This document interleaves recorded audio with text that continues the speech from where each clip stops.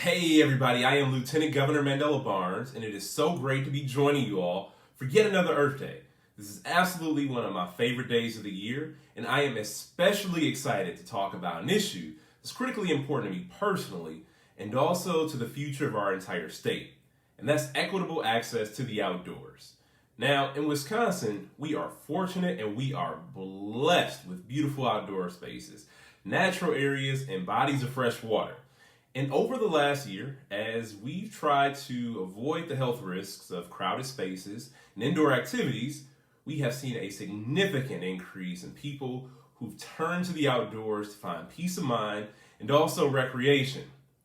And now, while I love to see more people enjoying the outdoors, I do personally still know that we have a very long way to go before these outdoor spaces and the conservation movement as a whole becomes as inclusive and accessible as we need it to be, or as they should be, for the entire community, for everyone in our state. Now, our first step to making sure that the outdoors are accessible to all is making sure that we protect them so that they're around for future generations, so that they can have the same opportunities that we have. But our air, our water, and our land are under constant threat from pollution, contamination, and also many unsustainable practices. And that's exactly why I've been long advocating for policies that protect the environment and also promote sustainability. And Governor Evers and I, we're working to make significant investments in conservation and also stewardship. And we're also working to implement important regulations that will help clean up our waterways from contaminants like PFAS and also nitrates. But we know that there's absolutely more than we have to do. We have to do more than just protecting the environment to ensure that it's accessible to everyone.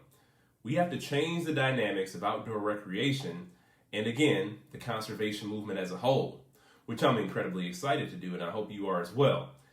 Now, we still find tremendous exclusion gaps or inclusion gaps. Many are rooted in long history of racism, and as many people are learning, some of our most celebrated conservationists, like John Muir, held extremely racist views towards Black and Indigenous people. And our national park system was actually founded with the idea that these lands should be protected for the enjoyment of white people and no one else. And not to mention the fact that these so-called public lands are in fact stolen indigenous land, including many sites that are sacred. And this way of thinking has led to generational barriers and has also discouraged countless people of color from even thinking about exploring the outdoors. And the overall racism that's become ingrained in our society and so many of our institutions oftentimes manifests in people's actions. Now, people of all races and backgrounds should feel safe and comfortable when they travel to any corner of our state in order for us to make the outdoors accessible to everyone.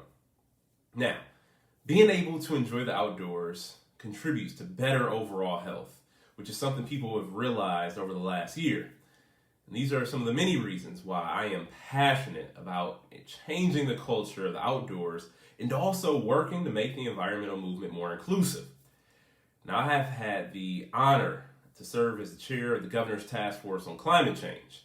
And we've had incredible opportunities as a result, and I've made a priority to ensure that the state's climate work centers on environmental justice.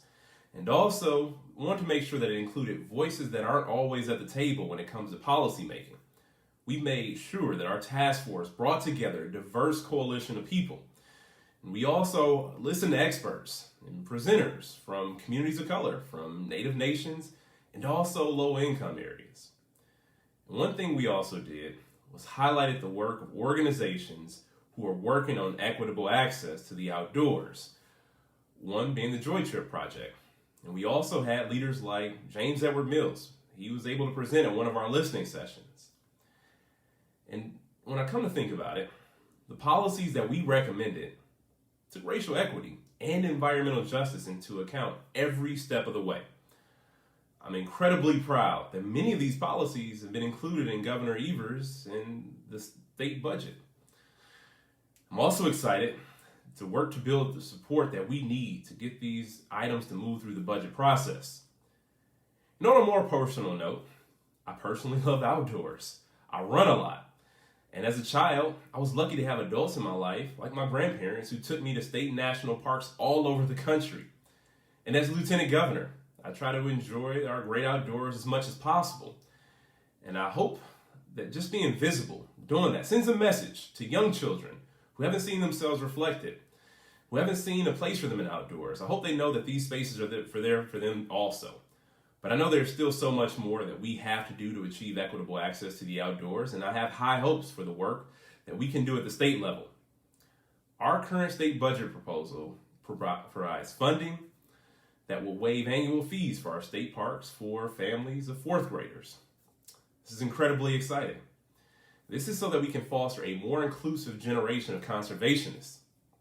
And also, in the future, I do hope that we can find many more ways to make our state parks accessible to people with low incomes, limited transportation, and people of different abilities. And we also want to make the spaces more welcoming to everyone. One step we can take is making sure that we have diversity among our conservation wardens and also building on the equity and inclusion training that we've required for all state employees, including my own office.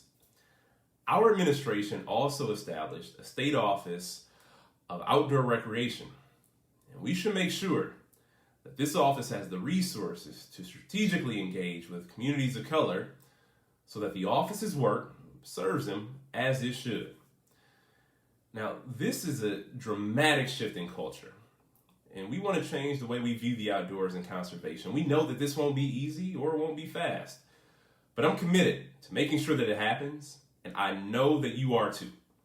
So if we work together, we can make sure that our state's beautiful and incredible outdoor spaces are accessible and open to everyone.